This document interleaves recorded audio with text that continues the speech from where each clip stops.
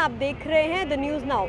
सवाल आज के इस कार्यक्रम में आप सभी का स्वागत है। आज का जो सवाल हमारा रहने वाला है सबसे, वो ये है कि जिस तरह अगर घाटी की बात करें तो घाटी में टारगेट किलिंग जो है वो लगातार होती आ रही है और हो रही है। उसके बाद भी जो सरकार है, जम्मू कश्मीर प्रशासन है, वो जितने भी अल्पसंख्यक समुदाय हैं या फिर कश्मीरी पंडित हैं, उनको वापस भेजने की जो प्रक्रिया है वो जारी रख रहा है। और जो यहाँ पर धरना प्रदर्शन कर रहे हैं, अपनी नौकरियाँ जो है वो छोड़ी हुए बैठे हैं, यहाँ पर धरना प्रदर्शन कर रहे हैं, उनको भी वापस भेजने को है वो सरकार द्वारा कहा जाता है। और उनको कहा जा रहा है कि अपनी जो सर्विसेज हैं वो जाकर रिज्यूम करें, क्योंकि उनकी अगर बात करें तो काफ़ी दिन से जो है उनकी वेतन वगैरह भी काटी जा रही है, उनकी जितनी भी वेजेस है वो काटी जा रही है। तो चलिए आज हम लोगों से बात करते हैं और उनसे जानते हैं क्या जिस तरह से कश्मीरी पंडितों की और जितने भी अल्पसंख्यक समुदाय हैं उनकी हत्या हो रही है घाटी में, उसके बाद भी सरकार की अगर बात करें तो वो उन्हें वापस कश्मीर भेजना चाह रहा है। तो ऐसे में उनकी क्या राय है, उनके क्या ओपिनियंस है इस पर, चलिए उनसे बात करते हैं और जानते हैं। जिस तरह घाटी में कश्मीरी पंडितों की टारगेट किलिंग जो है होती है, उसके बाद भी सरकार उन्हें कहीं ना कहीं जितने भी कश्मीर संभाग में कार्यरत जो भी कश्मीरी पंडित हैं या फिर जम्मू संभाग के या फिर अदर प्रोविंस के भी जो लोग हैं, उन्हें वापस भेजने की जो प्लानिंग है वो करती है। आप इस पर क्या कहेंगे? देखिए, ऐसा है, ये बड़ा अनफॉर्चुनेट है, ये दुखदाई घटना है। टारगेट किलिंग नहीं होनी चाहिए। हम तो रिक्वेस्ट करेंगे जितनी भी हमारी JNK की जनता है कि खून खराबे से कुछ नहीं मिलने वाला है। अमन और भाईचारा जो हमारा पहले सदियों से चलता है वही जिंदा रहना चाहिए और ये टारगेट किलिंग या वगैरह बंद होनी चाहिए। देखो, लोगों का जो माइंड सेट है वो चेंज होना चाहिए। जब तक लोगों का माइंड सेट चेंज नहीं होगा तब तक ये जो छोटी छोटी चीज़ें हैं, ये हरकत है, ये रुकने वाली नहीं है।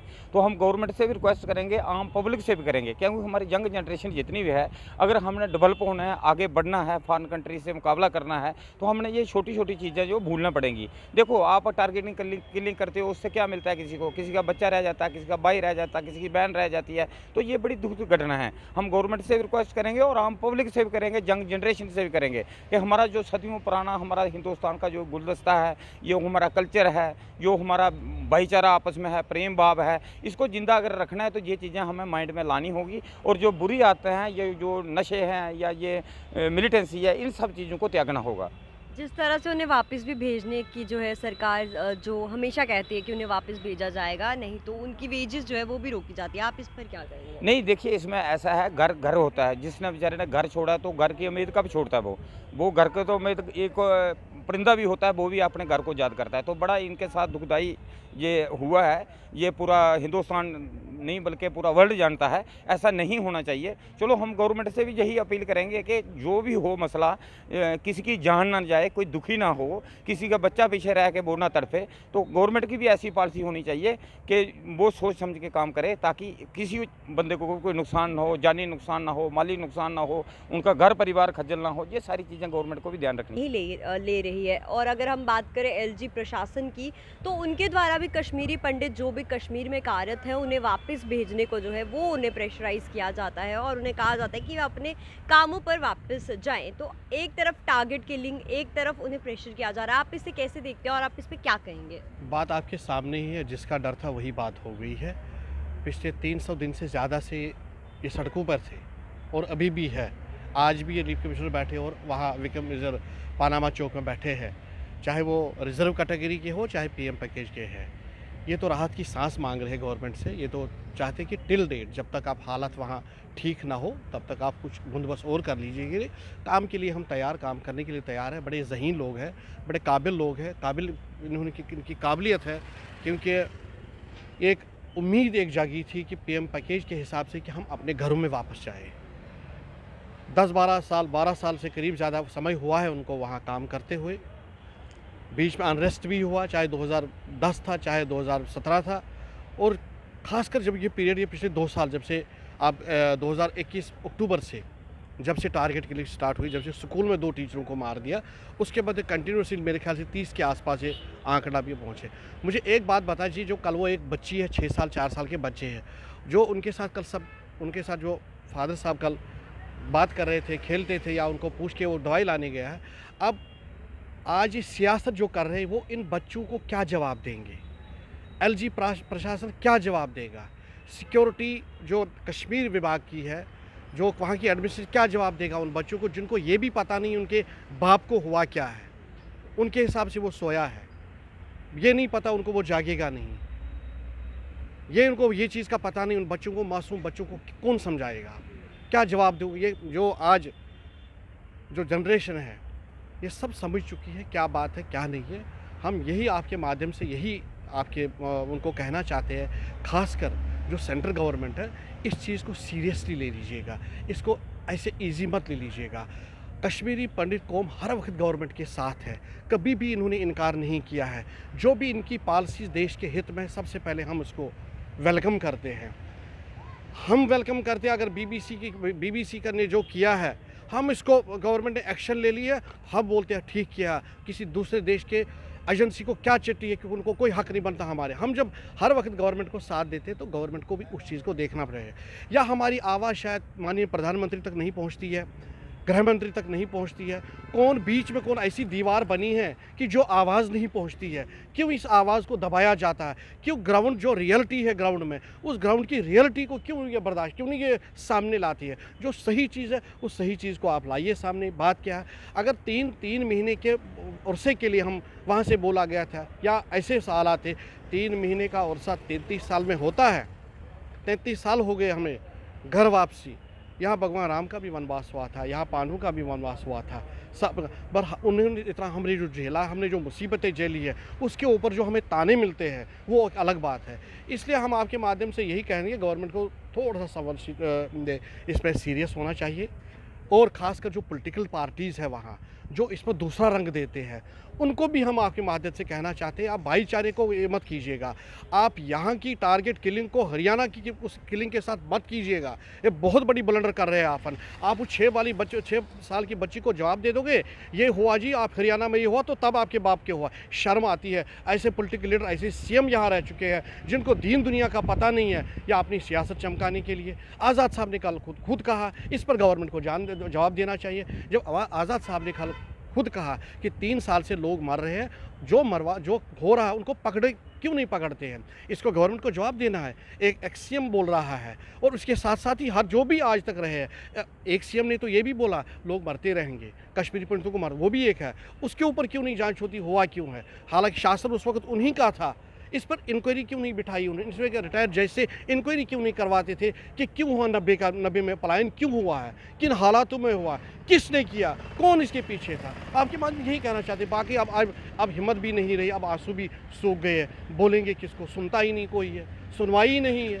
जिस तरह कश्मीर घाटी में टारगेट किलिंग जो है वो कश्मीरी पंडितों की जा रही है, या फिर अल्पसंख्यक समुदाय हैं जितने भी, उनकी टारगेट किलिंग की जा रही है, और एक तरफ सरकार द्वारा जो है उन्हें वापस भी कश्मीर घाटी की तरफ ही भेजा जा रहा है, उन्हें प्रेशराइज किया जा रहा है कि अपना जो काम है वो जाकर करें वापस, तो आप इस पर क्या कहेंगे? देखिए, मैं अपनी इंट्रोडक्शन पहले आपको दूं। मैं सेक्रेटरी AIMCCC के साथ हूं, ये all India migrant camp coordination committee. मैं कश्मीर भी जाता रहता हूं, वो भी मेरे भाई हैं सब। वहां मैं अभी 26 जनवरी को यहां पे आया हूं। ऐसी कोई बात नहीं है, मैं माइग्रेंट भी हूं लेकिन नॉन माइग्रेंट भी। इसका मतलब ये नहीं मैं जम्मू आ गया हूं तो मैं ये जम्मू का हो गया हूं मैं कश्मीर का। लेकिन मुझे एक चीज़ समझ में नहीं आया कि अगर हमारे जो नौजवान लोग हैं उन बेचारों ने वॉलंटियरली ये एक्सेप्ट किया कि हम वहाँ जॉब करेंगे, हम वहाँ सर्व करेंगे, हम वहाँ सर्विसेज दे देंगे, तो ये गवर्नमेंट के लिए एक बहुत अच्छा चांस था इस माइग्रेशन को ख़त्म करने के लिए, रिहेबिलिटेशन को अपना शुरुआत करने के लिए। लेकिन गवर्नमेंट पूर्ण तरह से असमर्थ हो गई है और फेल होकर रह गई है। मुझे आप बताइए, अब इस प्रक्रिया को 2010 से शुरू कर दिया गया है, ये जो PM पैकेज, आज 13 साल हो गए हैं। अभी भी उनमें से भी लोग मारे गए, और वो यहाँ पे आप देखेंगे रात को शिवरात्रि के दिन आपने देखा होगा BJP ऑफिस के बाहर सोए थे छोटे छोटे बच्चों के साथ। आज भी वो यहाँ रिलीफ दफ्तर में कहीं होंगे या जगती टाउनशिप में कहीं अपने धरने पे बैठे होंगे। ये धरने हमारे कब तक लगे रहेंगे? मुझे समझ में नहीं आ रहा है कि आखिर गवर्नमेंट के कानों में जू तक नहीं रेंग रही है और वो बोल रहे हैं वापस जाओ और ज्वाइन करो। और जब उनको पता है कि हफ्ते में 1 या 15 दिन में 1 या महीने में 2 टारगेट किलिंग्स होती रहती हैं, या कोई बाहर का जो वहाँ जाता है, कोई मूंगफली वाला, उसको मार दिया जाता है, या पुलिस का कोई कर्मी मारा जाता है। मैं ये नहीं कहूँगा कि कश्मीर के जो अल्पसंख्यक समुदाय के ही बंदे मारे जाते हैं। अमरीन मारी गई, वो किस बात पे मारी? सैफुल्लाह पुलिस इंस्पेक्टर, वो क्यों मारा गया? मुझे उस पर भी अफसोस है।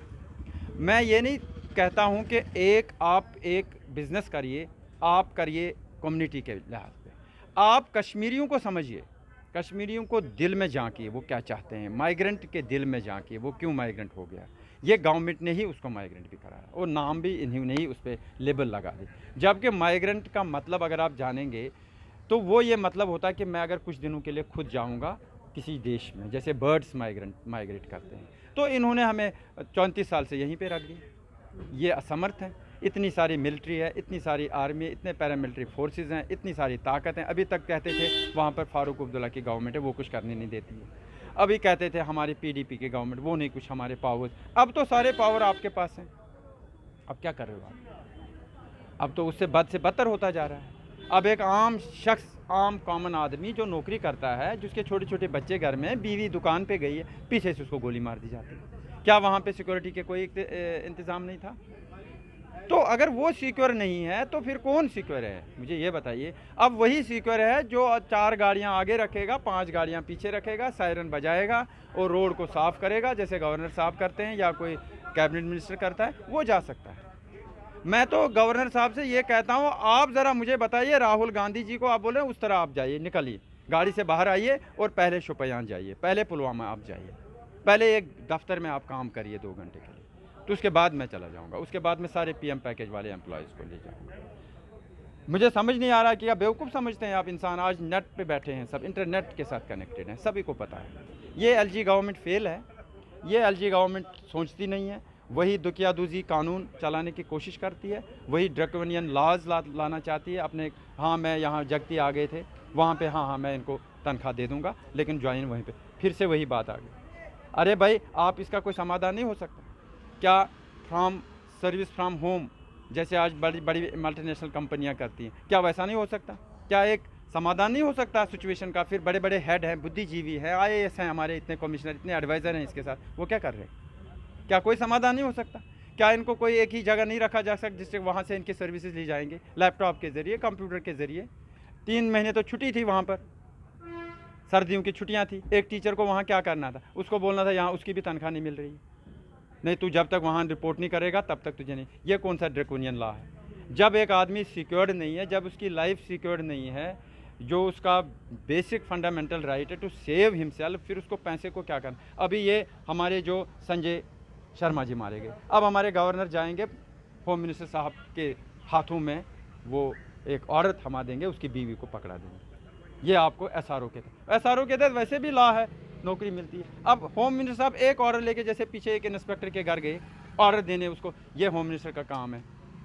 मुझे समझ में नहीं आ रहा है। अगर आप काम करने आए हो तो आप J&K को क्यों नेगलेक्ट कर रहे हो? इस राज्य को भी देखो। यहाँ आपने पहले ही कोई लोगों का एक क्षति, जैसे वो समझते हैं कि क्षति पहुँची है, हो सकता है ये उनके बेटरमेंट के लिए होगा, लेकिन हो क्यों नहीं? ग्राउंड पे क्यों नहीं दिख रहा कोई चीज़? 2019 लास्ट में मैं कहना चाहता हूँ, अगस्त के बाद एक नई क्रांति आनी चाहिए, एक नया कश्मीर होना चाहिए था, लेकिन बद से बदतर होता जा रहा है। ये सीधा यही बोल रहा है कि ये फेलियर है गवर्नमेंट। Thank you. जिस तरह घाटी की अगर बात करें कश्मीर की, तो वहाँ पर टारगेट किलिंग जो है वो रुकने का नाम नहीं ले रही है। अल्पसंख्यक समुदाय जितने भी हैं उनको चुन चुन कर जो है वो मारा जाता है, और उसके बाद सरकार से जितने भी कश्मीर संभाग में जो है अल्पसंख्यक समुदाय के जो लोग कार्यरत हैं उनको वहाँ पर जाने को कहा जाता है। तो इस पर आप क्या कहेंगे? मेरा मानना यह है कि गवर्नमेंट का सिस्टम फेल है। ऐसे नहीं, 89-90 से पिछले 32-33 साल में हमने देख लिया यही। आपने भी दिया, मीडिया वालों ने, आपने भी देख लिया, हम भी देख रहे हैं। अगर गवर्नमेंट बोलती है हमने हालात ठीक किए, सिक्योरिटी है वहाँ पर, हम इनको सारे सिक्योरिटी में रखेंगे, फिर जिस समय ये होता है उस समय वो सिक्योरिटी कहाँ जाती है? उस समय वो सिक्योरिटी किसी और देश में जाती है। उस समय जो deputy commissioner, development commissioner, divisional commissioner, police अधिकारी, आर्मी अधिकारी, उस समय वो कहाँ होते हैं? ये हमें समझ नहीं आता। उससे पहले जब शोपियान में 2-4 महीने पहले हुआ तो वहाँ भी तो सिक्योरिटी उनके आमने सामने लगी थी। इसका मतलब है कि जो गवर्नमेंट बोलती है वो आगे दिखता नहीं है, दिखता नहीं, वो होता नहीं। जो वो बोलती नहीं वही होता है। वो बोलती सिक्योरिटी है, सब कुछ है, वो उसका कोई फ़ायदा नहीं होता है। वही होता है जो उनको करना है। जो पाकिस्तान चाहता है वो हो रहा है, जो ये कहते हैं वो चलता नहीं है। इसका मतलब है कि दोनों मिशनरियों में जिनकी मिशनरी फेल है उनकी मिशनरी काम कर रही है और घिसता रहता है कश्मीरी पंडित। वो कश्मीरी पंडित जो गाँव का है, जो ज़मींदार है, जो 30 साल कैंपों में रहा है, जो टेंटों में सड़ा है, जिसका कोई सुनवाई नहीं है, जिसको किसी से बात करने नहीं देते हैं। अगर हम टाइम मांगेंगे, हमें टाइम नहीं देंगे बात करने के लिए। सिर्फ हमारे नाम पर कश्मीर फाइल बनेगी, हमारे नाम पर पैसे कमाएंगे, हमारे नाम पर वोट मांगेंगे, हमारे नाम पर टीवी चैनलों में डिबेट करेंगे। लेकिन जिसके नाम पर डिबेट होता है उससे बात करनी नहीं है। ये तो हमारी राजनीति है। उसके नाम पर वोट लेने हैं, हुकूमत बनानी है, पावर में रहना है, बड़े बड़े जैकेट ड्रेस पहनने हैं। लेकिन जिसके नाम पर जो घिस रहा पिस रहा है उसको रिलीफ बंद करनी है, उसको तनख्वाह बंद करनी है, उसको नौकरी से निकालना है, उसको कोर्ट में घिसाटना है, उनको मरवाना है, उनको पीड़ित करवाना है। 91 में मुझे 15 दिन के लिए किडनैप किया था, तब हम छोटे थे। 92 में, तब मेरी माइग्रेशन नहीं हुई थी। 92 में बाबरी मस्जिद के एपिसोड में मेरे घर को जलाया गया, मंदिर को जलाया गया, हमारे सारी फैमिली को सारे पेपरों में छपाया। तब मैं मेडिकलेशन था और आज तक मेरी वो नौकरी कहाँ की, मेरा तनख्वाह नहीं दिखाया। क्या मैं पीड़ित था या वो लोग पीड़ित है कि जो बड़े बड़े अफसर अधिकारी हमारे नाम पर राजनीति करते हैं? क्यों देश किसी का घर की जागीर नहीं है, ये देश सबका है, ये देश आपका है, ये देश भाई साहब का है, ये देश मेरा है, इस देश के लिए हमने खून दिया है। ये किसी के घर की प्रॉपर्टी नहीं है। 150 करोड़ वाला देश, देश के हर एक नागरिक का देश है। यहाँ सबके अधिकार है, यहाँ सबका ह्यूमन राइट वैल्यू है। ये वो नहीं करते, जो पावर में बैठता है वो बाकी को चकनाचूर करता है। ये गलत चीज़ें हैं। यहाँ सबका अधिकार है बात करने का। इन्होंने देश का भगवान से लाया, स्पेशली भगवान ने सबके लिए बनाया। और जिन्होंने देश के लिए कुर्बानी दी है उन्होंने कभी देखा भी नहीं कि कुर्सी कैसी होती है। लेकिन उनके नाम पर आज बड़े बड़े कोई भी दल हो, सियासी पार्टियाँ हो, बड़े बड़े अधिकारी हो, ये उनके नाम पर राजनीति करते हैं, एंजॉय करते हैं, अपने घर बनाते हैं। और अबरार तक उन्होंने प्रॉपर्टी बनाई। दुनिया में कौन सा देश है जहाँ उनकी प्रॉपर्टी नहीं है? उनके ऊपर कोई हाथ नहीं डालेगा। लेकिन जो गरीब बंदा है उसको घिसना पिटना है, उसी को हर एक प्रॉब्लम जो है वो उसी को फेस करनी पड़ती है। इसलिए ये चीज़ें होती रहेंगी, आगे भी रहेंगी। कोई पूछने वाला किसी को नहीं है, ना कोई स्टॉप करने वाला नहीं है। तो आज हमने लोगों से बात की। सवाल आज का जो हमारा था वो यही था कि जिस तरह से घाटी में टारगेट किलिंग हो रही है और लोग जो है वो धर्म के नाम पर या फिर अल्पसंख्यक जितने भी समुदाय के लोग हैं उन्हें चुन चुन के मारा जा रहा है, वो सही है या गलत है? और जिस तरह सरकार द्वारा भी कश्मीरी पंडितों की अगर बात करें या फिर कश्मीर घाटी में जितने भी कार्यरत लोग हैं अल्पसंख्यक समुदाय के, उनको वापस भेजा जा रहा है, क्या वो सही है? और जिस तरह से ये जो चुन चुन कर मारा जा रहा है आतंकवादियों द्वारा, क्या इस पर वो क्या कहते हैं? उन पर हमने बात की, उनसे आज हमने बात की कि क्या उनकी इस पर राय है। और उन्होंने कहा कि ये सरकार द्वारा कहीं ना कहीं इस पर सोचना चाहिए उसको कि वे क्या कर रहे हैं, क्योंकि एक के बाद एक जो है कश्मीरी पंडित बलि का बकरा बन रहा है या फिर जितने भी अल्पसंख्यक समुदाय के लोग हैं वो बलि का बकरा बन रहे हैं। ऐसे में सरकार को जो है उस पर ज़रूर सोचना चाहिए और उसके बाद कोई फैसला जो है वो लेना चाहिए। तो अभी के लिए फ़िलहाल इतना ही। आप देखते रहिए द न्यूज़ नाउ। नमस्कार।